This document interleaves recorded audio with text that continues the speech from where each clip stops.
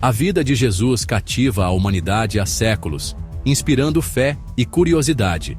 Conhecemos a história pela Bíblia, um dos textos mais influentes da história humana.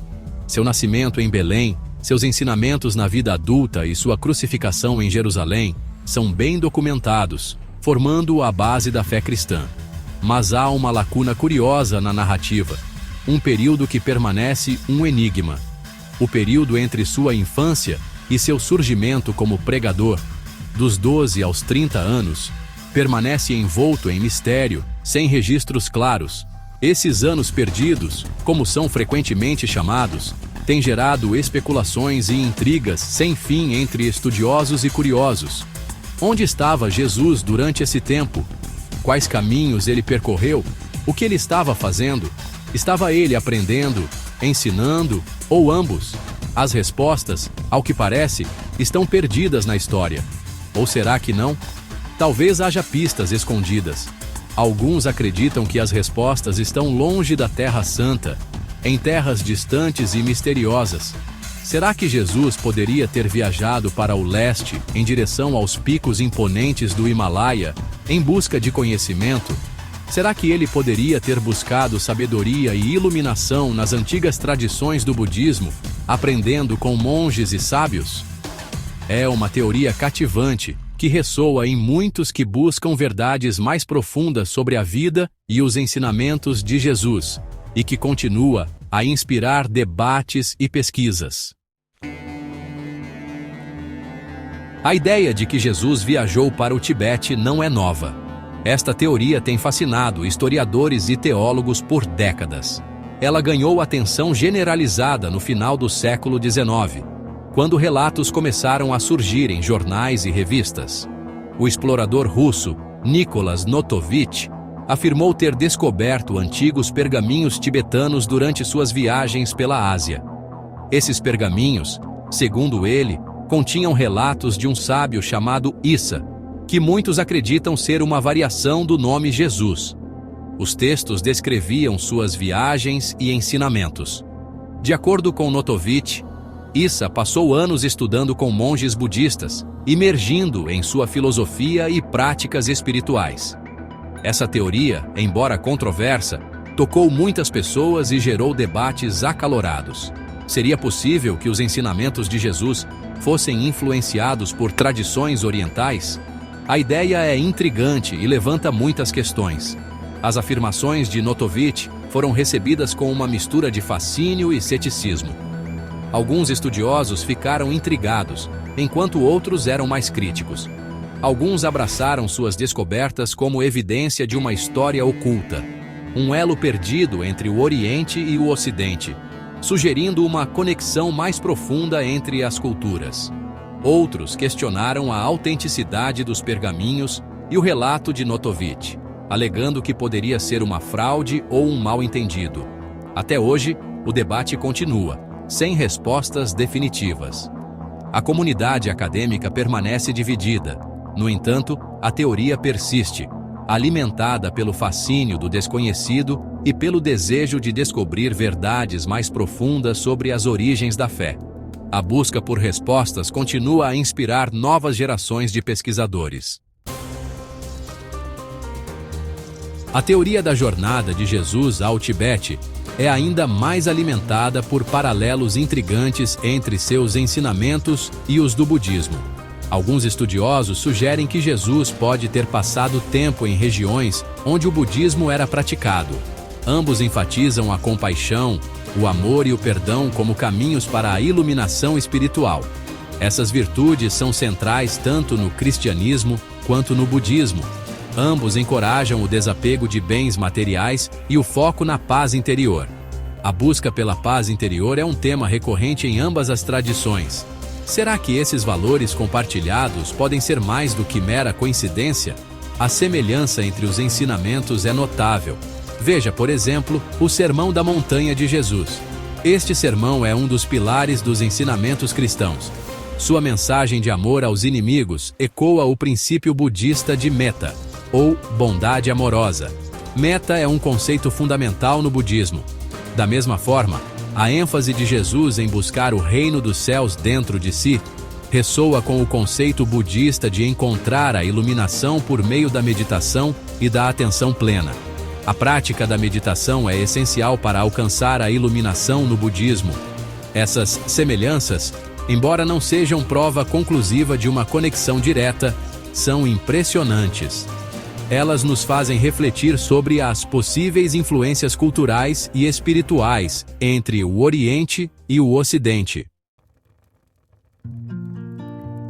Apesar dos paralelos intrigantes e das alegações de Notovitch, a teoria de Jesus no Tibete permanece altamente contestada. Os críticos apontam para a falta de evidências históricas concretas. Os pergaminhos de Notovitch nunca foram verificados de forma independente. Alguns estudiosos até sugerem que eles foram fabricados. Além disso, não há menção das supostas viagens de Jesus em nenhum texto budista conhecido. Esse silêncio, embora não seja prova definitiva de ausência, levanta questões. A falta de evidências que corroborem os dois lados levou muitos a descartar a teoria como mera especulação. O mistério dos anos perdidos de Jesus continua. Seção 5. Caminhos alternativos. Explorando outras possibilidades. A ausência de evidências concretas para as viagens de Jesus ao Tibete não significa que os anos perdidos foram monótonos. Outras teorias sugerem que ele pode ter passado um tempo na Galileia, trabalhando como carpinteiro e continuando a aprender com seus anciãos. Outros propõem que ele viajou para o Egito, imergindo em sua antiga sabedoria. Alguns estudiosos até sugerem que Jesus pode simplesmente ter vivido uma vida tranquila em Nazaré, preparando-se para seu futuro ministério. A verdade é que talvez nunca saibamos com certeza para onde ele foi ou o que fez durante esses anos. A falta de respostas definitivas permite uma infinidade de interpretações e possibilidades. Seção 6. O mistério duradouro, além do fato histórico. Se Jesus viajou ou não para o Tibete é, em última análise, uma questão de crença. As evidências históricas permanecem inconclusivas. O poder duradouro da teoria reside em sua capacidade de despertar nossa imaginação e desafiar nossas suposições. Ela nos leva a considerar a interconexão das culturas e a universalidade da busca espiritual. Talvez a lição mais importante não esteja em provar ou refutar a teoria. O verdadeiro valor está nas questões que ela levanta sobre a natureza da fé. A busca pela verdade e o poder duradouro das histórias para moldar nossa compreensão do mundo. Seção 7. O poder das histórias. Como as lendas moldam nossas crenças. A história da possível jornada de Jesus ao Tibete, mesmo que apócrifa, destaca o poder das histórias para moldar nossas crenças e visões de mundo. Os humanos são criaturas contadoras de histórias. Usamos narrativas para dar sentido ao mundo, para nos conectar com os outros e para transmitir conhecimento e tradições. Essas histórias, mesmo que não sejam historicamente precisas, podem revelar verdades mais profundas sobre nossos valores, aspirações e medos. Elas podem nos inspirar a viver vidas mais compassivas e significativas. A história de Jesus no Tibete, independentemente de sua veracidade, nos convida a considerar os fios comuns que unem a humanidade em nossa busca por significado e propósito. Seção 8. Buscando a verdade. Uma jornada de exploração. A busca para descobrir a verdade sobre os anos perdidos de Jesus é, em última análise, um reflexo do nosso próprio desejo de entender o desconhecido. É uma jornada de exploração, tanto interna quanto externa. Seja abordando a teoria com ceticismo ou mente aberta, ela nos leva a questionar, pesquisar e a dialogar. Esse processo de busca, independentemente do resultado, pode ser enriquecedor. Ele pode nos levar a novos insights, desafiar nossas noções preconcebidas e ampliar nossa compreensão do mundo e nosso lugar nele. A jornada em si Ao que parece, é tão importante quanto o destino.